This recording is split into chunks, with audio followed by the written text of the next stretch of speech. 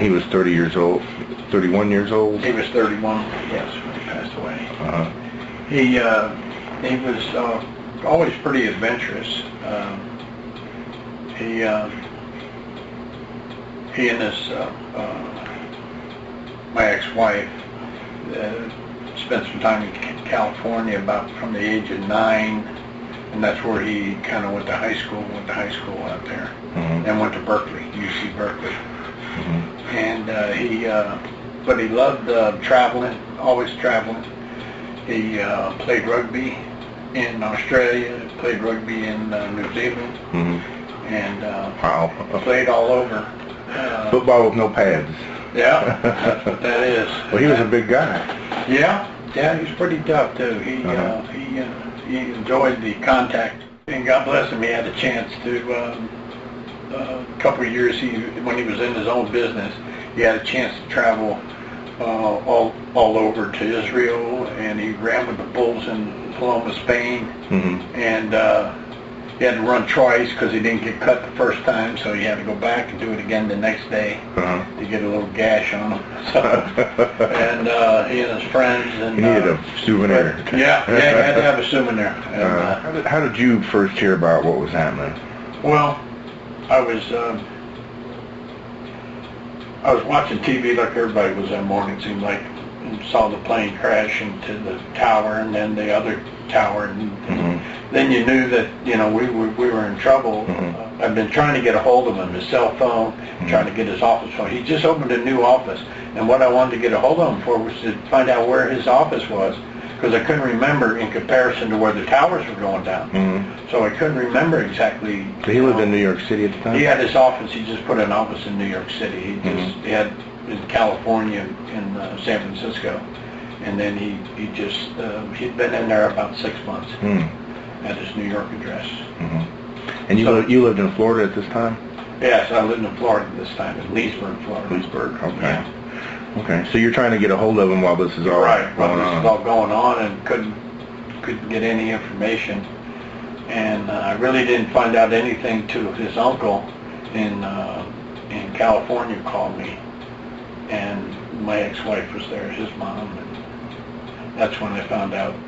But he had said that he had talked to my ex-wife on the phone, Alice, and said that he loved us and that they're going to do something. Yeah, while they were on the plane. Yeah. There was 29 phone calls made from the plane. And Alice thought he was kidding about the plane. You know, he said there's a guy on board with a bomb, and he said we're going to do something about it, and to that effect. And she kind of thought he was kidding at first, but there was a guy on board with a bomb. And when it turned and wasn't going to California anymore, was heading back to the White House. And when it started heading that way, then they knew they had to do something. And there was a pilot on board, and as a passenger, and they thought if they could take over the hijackers, they could fly the plane. And that's I think if they had maybe another 2 to 5 minutes, they would have had the plane, and I believe they could have flown every way to go to Pennsylvania, at least maybe twice or 3 times a year. I can't imagine a day goes by you don't think about it. Oh. Nope. You have to go forward. You know, you realize that you have to go forward in life. And you know, my son was just a good time guy. You know what I mean? He always enjoyed life. So, so you got to keep that in the back of your mind too. This is something that we threw together when we had his memorial, because it kind of shows. Where's Jerry? Yeah. It kind of shows.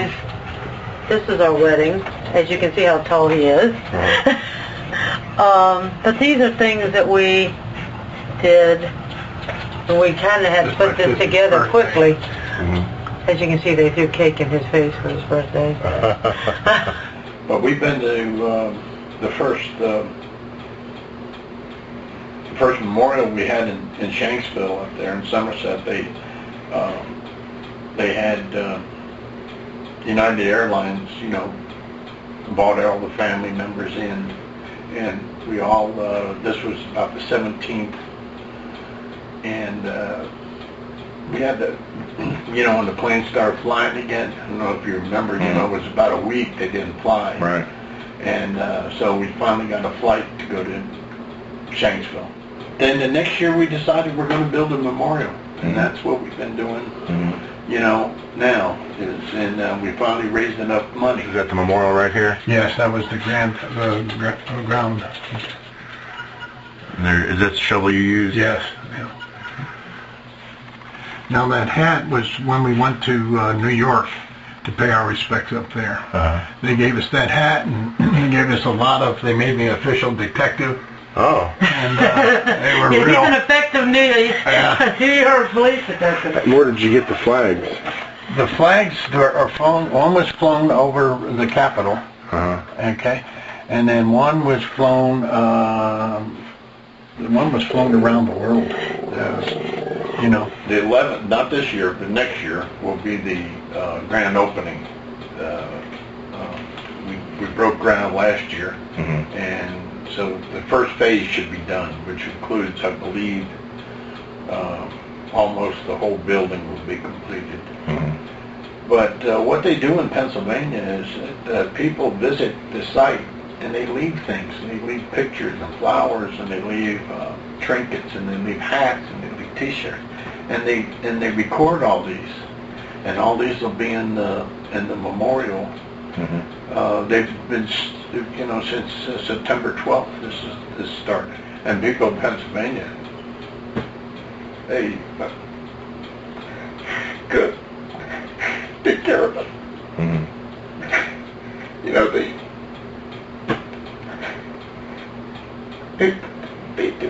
do everything for us.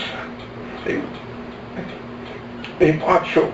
They got volunteers that watch over the place. It's really.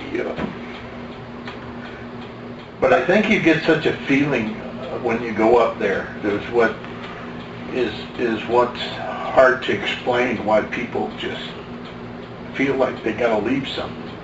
They feel like they got to, you know, give back, or do something.